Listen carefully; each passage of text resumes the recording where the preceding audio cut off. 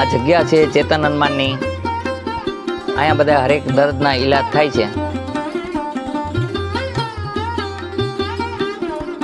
Cancer લગ્નના આપણે અહીંયા ઈલાજ કરે છે. હનુમાનજીની કૃપાથી ઈલાજ કરીએ છીએ દેશી દવાથી.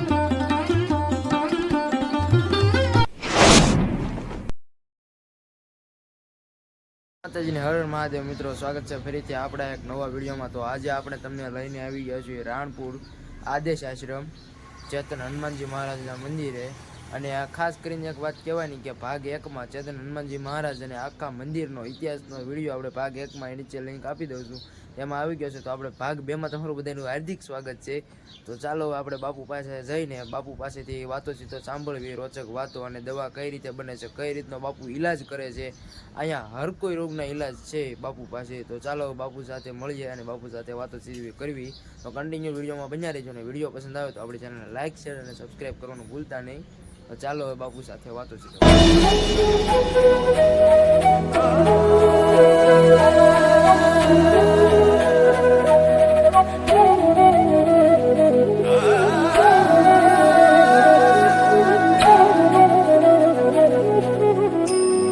જય હનુમાન. અહીંયા આવવા માટે આટકોટથી ગરણીથી થોરખાનો રૂપ આદેશ આશ્રમ આવેલો છે. અહીંનો સમય સવારે 9 થી 12, સાંજે 4 થી 6. સોમવારની રજા રહેશે. હમણાં એક નવો નિયમ પાડ્યો છે. એક બાપુએ મને આમંત્રણ આપ્યું છે કે હું ફ્રી સેવા કરવા માગું છું, માટે તમારે આવવાનું છે બધા ડૉક્ટરો આયરે. એટલે કેમ્પ છે, એ કેમ્પમાં મારે રવિવારે જવાનું છે. એટલે રવિવારે અડધો દિવસ બંધ રહેશે. મેં બાપુને કીધું કે કોઈ દિવસ હું બંધ રાખતો નથી, મારી એક જ છે માનવ સેવા, પ્રભુ સેવા. એટલે કે આપણે માનવ સેવા જ કરવાની છે. એટલે મારે 100 થી 200 જણાનો કેમ્પ થાય છે, તો તમારે આવવાનું રહેશે. એટલે રવિવારનો અડધો દિવસ હું અહીંયા રજા રાખીશ અને અડધા દિવસ બપોર પછી અહીંયા ચાલુ રહેશે. બોલો જય હનુમાન. આ જગ્યા છે ચેતન હનુમાનની. અહીંયા બધા હરેક દર્દના ઈલાજ થાય છે. કોઈ પણ પ્રકારના રોગ હોય, જેમ કે ચિકનગુનિયા છે, માથાનો દુખાવાનો છે, લકવા થઈ ગયો છે, કે કાનની અંદર સીટી વાગે છે, કે હાથ પગમાં ખાલી ચડે છે, કેન્સર લગ્નના આપણે અહીંયા ઈલાજ કરે છે. હનુમાનજીની કૃપાથી ઈલાજ કરીએ છીએ દેશી દવાથી. આપણી પાસે બધા પ્રકારના લાયસન્સ પણ છે અને કોઈ ચાર્જ નથી અહીંયા લેવામાં આવતું. ઓનલી ફોર દવાનું ચાર્જ આપણે લઈએ છીએ. આપણને દુઃખ શાને કારણે થાય એની વિશે આજે આપણે વાત કરશું, કે દુઃખ કોને પડે છે અને કોને નથી પડતું. દુઃખ હરેક વ્યક્તિને પડે છે. જેમ કે રામકૃષ્ણ પરમહંસ હતા, એ પણ બીમાર પડ્યા હતા. મહાકાળીના ઉપાસક હોવા છતાં એ પણ બીમાર પડ્યા. તો એમને બીમારી થઈ કેન્સર, અંદર જીવાત પડી ગઈ. કોઈએ કીધેલું કે ભાઈ રામકૃષ્ણ પરમહંસને કે તમને તો મહાકાળી સાક્ષાત વાત કરે છે આપની સાથે, તો આપ એમને કેમ નથી કહેતા? એટલે એમને કીધું જે કાંઈ કષ્ટ છે તે મને ભોગવી લેવા દો, ફરીને પાછું ન મળે એ માટે તેને હું કરું છું. એટલે દુઃખ સુખ બધાને મળે, અને જે કાંઈ દુઃખ છે એ શરીરને છે. આત્માને કોઈ દિવસ દુઃખ પહોંચતું નથી. તમે જોયું કોઈ દી દુઃખ પહોંચે આત્માને? પણ તમને બધાને પડે છે. એનું કારણ એ છે કે આપણે શરીરને મારું ગણીએ છીએ. તમારું છે શરીર કયો? મને એકય વ્યક્તિ બતાવો શરીર આપણું છે. આપણા નાક કહીએ, આપણું કાન કહીએ, આપણું માથું કહીએ, આપણી આંખું કહીએ, છતાંય તમારું કોઈ સાંભળે છે? તમે એમ કહેજો છે કે નાકમાં અત્યારે આમ શરદી એટલી બધી જામી ગઈ, એ નાક બંધ થઈ જાય તો જરાક હરખું હાલવા માંડ તો હાલશે? નહીં હાલે. કારણ કે આપણું કાંઈ નથી. જે આપણું કહીએ છીએ એને કારણે આપણે દુઃખી છીએ. અને ધર્મથી શ્રેષ્ઠ કર્મ છે કોઈની નિંદા ન કરવી, કોઈની માટે ખરાબ વલણ ન કરવું, કોઈને કોઈ દેતા હોય તો એને રોકવા નહીં, તો કોઈ દિવસ તમને દુઃખ પડશે નહીં. ગંગા સતીએ પાસે પાનબાઈ એક પ્રશ્ન કર્યો કે બાઈજી કેવા સંતને મારે નમવું જોઈએ, એ વિશે મને જરાક બતાવો ને. એટલે કીધું કે ભેગ તો અત્યારે બજારવાળાએ પહેરી લે છે અને પિક્ચરવાળાએ પહેરી લે છે. એટલે કે ભેગ જોઈને નમી ન જવું, સંતના લક્ષણ જોવા. કે કેવા લક્ષણ? કે ભૂત ભવિષ્ય અને વર્તમાનની અંદર ત્રણેય કાળની અંદર એનું ચરિત્ર ન બદલે એવા સંતને નમજો. સિલવંત સાધુને વાર નમી, આવું કીધું છે. અને એમ પણ કીધું છે કે ભક્તિ કરવી તેણે રાગ થઈને રહેવું, મેળવું અંતરનું અભિમાન. જ્યાં સુધી મનુષ્યનું અંતરનું અભિમાન ન છૂટે ત્યાં સુધી ભક્તિ કરી શકતા નથી. સાચી ભક્તિ કઈ છે એની એમ કીધું કે કોઈની નિંદા ન કરો, એને કહેવા હરિના રાસ. અગરબત્તી આખો દી ફેરવતા હોય, નજર જ્યાં ત્યાં ઠેકડા મારતી હોય તો એ નકામું છે. અને આપણને કોઈને મોહ કાંઈ છૂટતો નથી. અને હું એમય નથી કહેતો કે તમે મોહ છોડી દો. બધાય કામ, ક્રોધ, લોભ, મોહ બધી વસ્તુ જરૂરી છે, પણ કેટલી માત્રામાં કરવો એ આવશ્યક છે. અતિશય ક્રોધ કરો ને, છોકરું નાનું હોય ને તોફાન કરતું ને એક ઝાપટ મારો, દવાખાને કેને લઈ જવાનો? આપણે. એટલે અતિશય ક્રોધને ભગવાને ના પાડી છે કે ક્રોધ બહુ હાનિકારક છે. અતિશય લોભ, તમારા ખાવામાં તમે પૂરતો પૈસો ન વાપરી શકો એવો લોભ શું કામનો?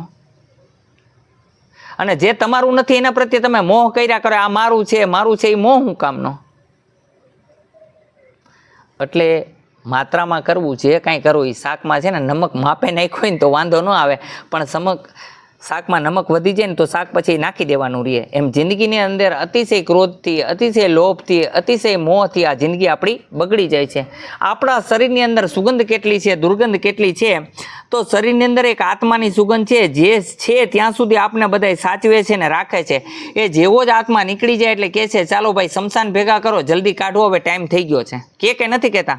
આપણા શરીરની અંદર દુર્ગંધ કેટલા પ્રકારની છે, તો કે માથામાં ખોડો નીકળે છે, ખોડો થાય છે, કાનની અંદર મેલ નીકળે છે, નાકમાં સેડા ગુંગા નીકળે છે, જીભમાં પણ મળ જેવો મેલ નીકળે કે નથી નીકળતો?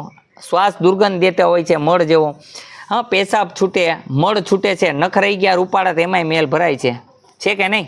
આખું શરીર આપણે ગમે એટલું ગઈ નાઈ તોય આપણને દુર્ગંધ જ મારતું હોય. આપણને માટલાની વાત તાત્કાલિક દે કે ભાઈ માછલા મરી જાય ને તો દુર્ગંધ બહુ મારે, પણ તમે તમારી તો ક્યારેક જુઓ દુર્ગંધ કેવી છે ખબર પડે. એટલે આપણામાં બધા પણ દુર્ગંધ છે. તો એક હવે હું વાત કરું છું એ સત્કર્મની કરું છું. તો મનુષ્યએ સત્કર્મ કેવા કરવા જોઈએ? એક વખતની વાત છે, એ સમયગાળાની અંદર એક રાજા હતો અને રાજાને 3 કુંવરી હતી. એટલે એમને પૂછ્યું કે બેટા આપ કર્મી કે બાપ કર્મી? એટલે છોકરીઓ કહેવા લાગી બે કે અમે બાપ કર્મી, પિતાજી તમારું આપેલું બધું જ અમને મળેલું છે એટલે તમારા કર્મથી. ત્યારે પદ્મા નામની છોકરી હતી, એમને કીધું કે હું મારા કર્મનું ખાઉં છું અને મારા ભાગ્યનું જ ખાઉં છું, એ માટે હું આપકર્મી છું. એટલે રાજા હતા ગરમ, એટલે રાજાએ વિચાર કર્યો, 2 છોકરીઓને રાજા મહારાજાએ લગ્ન કરાવી દીધા ખૂબ સુખ સંપત્તિમાં. ત્રીજી છોકરી હતી, એને એમ કીધું કે કાલે ગઢનું દ્વાર ખોલશું, જે સામે મળે તેમની સાથે લગ્ન કરાવશું. આ મોરધ્વજ રાજાની વાત છે. અને સામે મોર આવ્યો એટલે કીધું કે ભાઈ મોર આવ્યો છે, હવે એની સાથે લગ્ન કેમ કરવા? આ માણસ છે, સામે પશુ છે, કે મારા હાથમાં ચણ આપો થોડીક, જો આ ચણવા મળશે તો હું એની હારે લગ્ન કરીશ. આ પ્રમાણે પદ્માના લગ્ન એની સાથે થયા. એટલે ભાગ્યમાં હોય એટલું મળે છે. એક ભાઈએ મને બહુ વાત કરી કે ભાઈ મહેનત કરે તો શું ન મળે, પણ મેં એ ભાઈને કીધું એટલું જ કે ઘણા લોકો રાત દિવસ મહેનત કરે છે છતાંય એને કોઈ દી રિબીન કાપવા ન મળી. અને આ કાંઈ મહેનત નેતાઓ કરતા નથી, પણ છતાંય રીબીનું કાપતા હોય છે. અને જ્યાં હોય ત્યાં મોટા મોટા આમંત્રણ મળતા હોય છે. ખોટી વાત કરી હોય કયો? આ રોડની આખો દિવસ મજૂરી કરે, એકય દિવસ સાંભળ્યું કે એને કોઈ સરકારે એમ કીધું કે ભાઈ તું રીબીન કાપજે હો, તારી બહુ મહેનત છે? કીધું? એક હૂતો હોય તો જગાડે કે ભાઈ ઉઠ, રૂપિયા આવ્યા છે. અને એક રાત દિવસ મહેનત કરે છતાંય કાંઈ મળતું નથી. અને અત્યારે છોકરા છોકરીઓમાં લગ્નની બાબતમાં એવું થઈ ગયું છે, તમે જોજો, દારૂડિયા હોય, જુગારિયા હોય, નખરાબાજ હોય, એની પાસે 2 છોકરીઓ એને સેટિંગ હાલતા હોય છે. અને ઓલો સાચો સીધો સાદો માણસ હોય ને કે લગ્ન ન થતા હોય. અત્યારે મા બાપ એમ કે રૂપિયાવાળાને છોકરી દેવી છે, ગરીબને નથી દેવી. પણ ભાગ્ય હશે તો ગરીબ પણ સુખી થશે કે નહીં થાય? ગરીબના ઘરે દેશે તો પણ સાહુકાર બનશે, અને સાહુકારમાં દેશે અને ભાગ્યમાં નહીં તો ભિખારી બની જશે. એટલે કર્મને આધીન થઈને મનુષ્યએ કરવું જોઈએ. એટલે મેં આ 3 છોકરીવાળી વાત કરી કે કર્મથી મોટી કોઈ વસ્તુ નથી. જે 2 છોકરીઓને રાજા મહારાજાએ પરણાવી ભિખારણ બની ગઈ અને મોરધ્વજ સાથે આના લગ્ન થયા, શ્રાપિત થઈ અને મોર બન્યા હતા. એના શાપનું નિવારણ થયું. બહુ લાંબી વાર્તા છે એટલે હું ટૂંકમાં પતાવું છું. અને એને ભગવાન મળી ગયા. ઇન્દ્રની અંદર એના બેસવાના સ્થાન હતા, એવા મોરધ્વજ રાજા હતા. અને એમની સાથે પદ્માના લગ્ન થયા. એટલે મનુષ્યએ આવા વિચાર કરવા જોઈએ કે ભાગ્યમાં હશે તો ભિખારી આઈને લગ્ન કરશું ને તોય સુખી થશું. એટલે આવો મોહ ન રાખવો જોઈએ. આજનો સમય બહુ છે, જમીન કેટલી છે તો છોકરીને દેવી છે, જમીન કેટલી નથી તો નથી દેવી. પણ એના ભાગ્યમાં દુઃખ લખી તો કરોડપતિને પરણાવશો તોય દુઃખી થશે કે નહીં થાય? એટલે મનુષ્યને આવું સમજાવવા માગું છું. અને એક ગાડીને લાડી કંટ્રોલમાં રાખવી, ખાસ કરીને ધ્યાન રાખવું. ગમે એવી ગાડી હોય તેમાં બ્રેક મારવી. એમ છોકરાઓને કંટ્રોલ રાખશો તો વાંધો નહીં આવે, બાકી બધો વાંધો આવશે. અને જે બાળકો છે ભગવાનને ગોતતા હોય તો હું એટલું કહેવા માગું છું, સૌથી મોટા ભગવાન માતા પિતા છે. અત્યારે છોકરીઓ છે, છોકરાઓ છે, માતા પિતાને પૂછ્યા વગરના ગમે ત્યાં કામ કરે છે. બરોબર છે કે ઓની સાથે મેં લગ્ન કરી લીધા, ઓની સાથે લગ્ન કર્યા. એમ કે પ્રેમ છે. કઈ રીતનો પ્રેમ છે? માતા પિતાનો પ્રેમ તો તમે એનું ઋણ તો ચૂકવી નથી શક્યા. અને આ પ્રેમ ઘડીકમાં પલળી ગયા તમે. આ તમારી વાસના છે, પ્રેમ નથી. સાચો પ્રેમ છે તમારા માતા પિતાનો. એ કપડાં તૂટેલા પહેરે છે ને તમને સારા કપડાં પહેરાવે છે, તમને જીવન જીવવાનું શીખવાડે છે. અને પત્ની માટે પતિથી મોટો કોઈ ભગવાન નથી. ખોટી વાત હોય તો પાછી આપી દેજો. સતી અંશુએ માટે એક જ પતિ ભક્તિ કરી તો બ્રહ્મા વિષ્ણુ મહેશને બાળક બનાવી દીધા. અને પુરુષ માટે શક્તિથી મોટું કાંઈ નથી, અને એની માટે પણ સ્ત્રી દેવી સમાન છે. આવું સમજીને હાલે તો કોઈ દી દુઃખી ન થાય. તમારે કોઈના ધંધા બિઝનેસ ન હાલતા હોય તો પત્ની પાસે રોજ ચાંદલો કરાવીને નીકળજો. સુખી થાવ તો મને કહેજો, દુઃખી નહીં થાવ. કારણ કે રાજા મહારાજા હતા, એ પણ યુદ્ધ લડવા જતા તો પોતે પત્ની પાસે ચાંદલો કરાવીને જતા ને એની હાથે તલવાર લઈને જતા. શક્તિની હાથે મળવાને કારણે વિજય પ્રાપ્ત થઈને આવતા. એટલે તમારે જો વિજય પ્રાપ્ત કરવો હોય તો પત્નીને ખાહડું ન સમજવું, એમ સમજવું એ દેવી છે, તો તમને કોઈ દી દુઃખ નહીં મળે. બાકી તો હું તમને બધાને શું કહું, તમે બધા જાણો છો, અત્યારે બધા જ્ઞાની છો, અને કોઈને ક્યારેય કમ ન સમજવા. હું બીજું એ કહેવા માગું છું કે હું કાંઈક છું ને તમે કાંઈ નથી એવું નથી કહેતો. હરેક વ્યક્તિ જ્ઞાની છે. મારું કહેવું એવું છે કે હરેક વ્યક્તિમાં જ્ઞાન છે.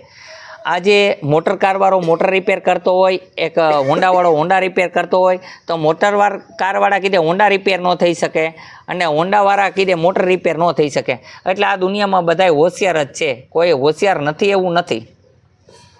બોલો, આવું કામ છે અમારા હનુમાનજી મહારાજનું.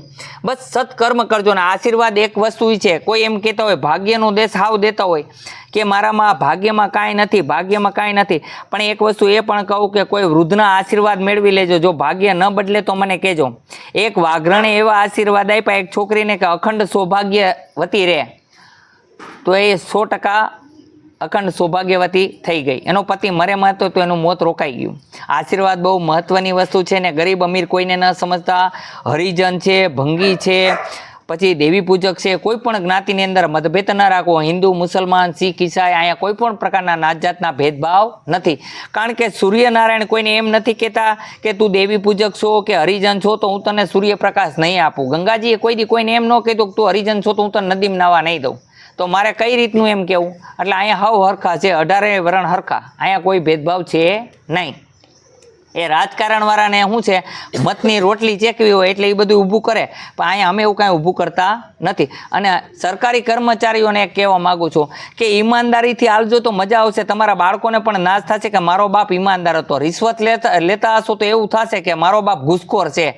પછી છોકરા એવા જ કામ કરશે, સારા કામ નહીં કરે. એટલે ઈમાનદારી જેટલી વર્તો એટલી તમારી માટે સારી.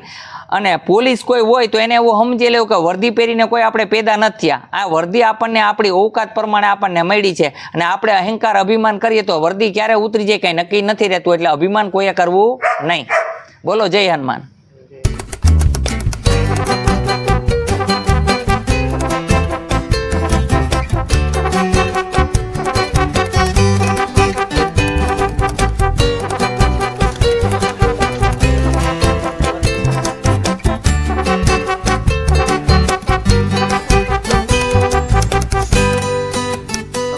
રાખું છું કે તમને આ વિડીયો પસંદ આવ્યો છે. બાપુ સાથે પણ આપણે વાતોચીતો કરી અને અહીંનું જે કાંઈ તમને હતું ચેતન હનુમાન દાદા તેમજ ઘણા બધા દેવી દેવતાના અમે આ વિડીયોમાં દર્શન કરવાની કોશિશ કરી છે. તો વિડીયો પસંદ આવ્યો તો લાઈક, શેર અને સબસ્ક્રાઈબ કરતા જજો. અને ફરી મળશું આવા જ એક વિડીયો સાથે. જય માતાજી, હર હર મહાદેવ.